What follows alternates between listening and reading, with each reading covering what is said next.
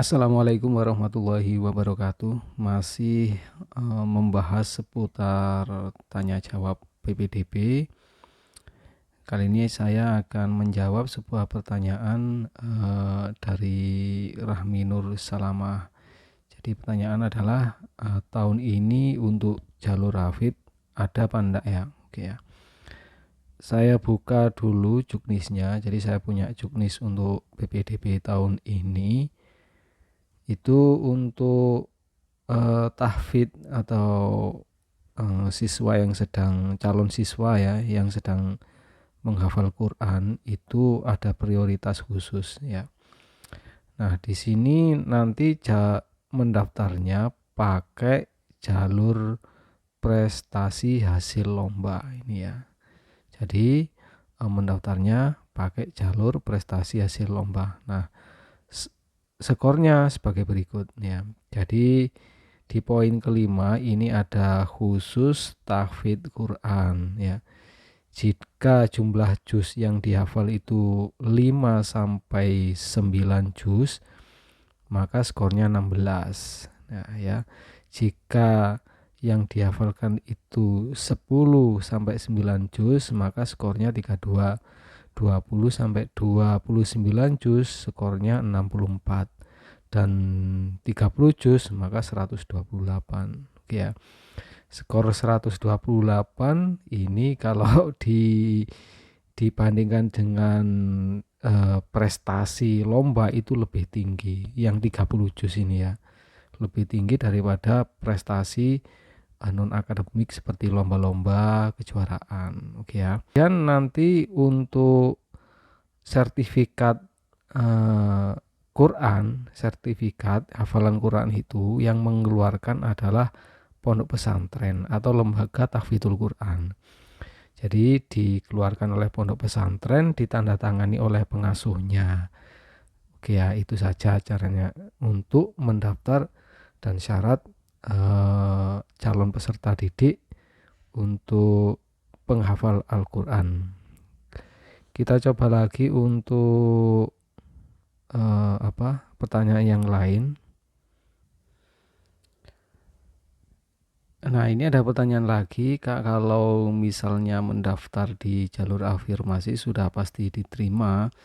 Ya belum tentu. Jadi kalau jalur afirmasi itu kan biasanya pakai kartu Indonesia Pintar, PIP, KKS. Belum tentu diterima karena kalau yang mendaftar melebihi kuota pasti nanti ada seleksi. Nah, seleksi itu kalau misalnya berlebih, yang mendaftar itu berlebihan, maka seleksinya adalah menggunakan jarak. Oke ya. Itu belum tentu ya. Jadi kalau jalur afirmasi itu diterima karena harus melewati verifikasi dulu, itu yang pertama. Kemudian yang daftar berapa. Kalau itu yang lain adalah indeks sekolah tidak ada yang tahu. Kenapa ya, Kak? Transparan 30% sangat berpengaruh ya. Indeks sekolah itu yang mengetahui memang Dinas Pendidikan Provinsi, karena yang tahu data-data alumni di sekolah kita, kompetensinya seperti apa, itu adalah provinsi. Bahkan sekolah itu jangankan nilainya, sebaran anaknya, alumninya dari SMP sekolah kemana itu pun tidak tahu. Yang tahu hanyalah provinsi. Memang data ini sifatnya rahasia ya. Jadi ya mohon maaf, karena ini adalah haknya Dinas Pendidikan Provinsi. Nah, ini ada lagi mau tanya, Kak, kalau semisal kita punya sertifikat lomba, itu proses verifikasinya langsung ke dinas atau online, Pak?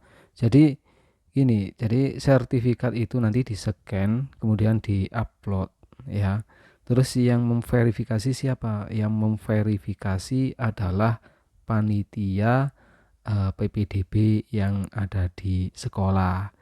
Itu. Jadi ada syarat khusus untuk lomba ini ya, sertifikatnya. Insya Allah nanti akan saya bahas di sini. Kemudian untuk sertifikat, jangan lupa kalau memang diterima itu dibawa untuk daftar ulang berkasnya sertifikat itu kalau memang diterima ya.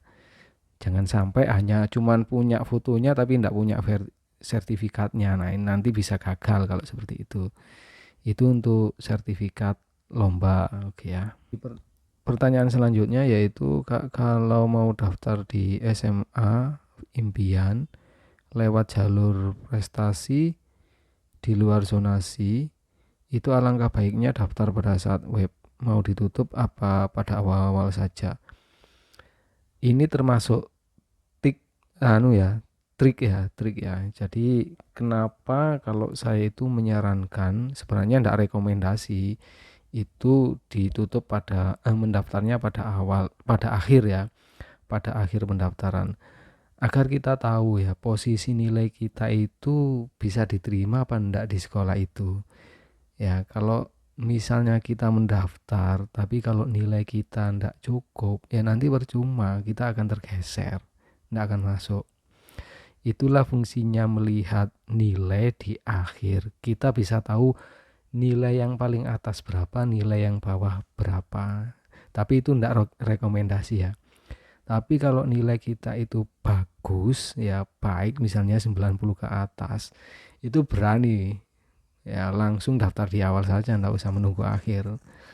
Ya positive thinking saja. Kalaupun digeser nilai 90, 95 itu pasti masih di tengah ya. Dulu jawaban-jawaban dari saya, semoga sedikit membantu. Jika ada kurang lebihnya mohon maaf.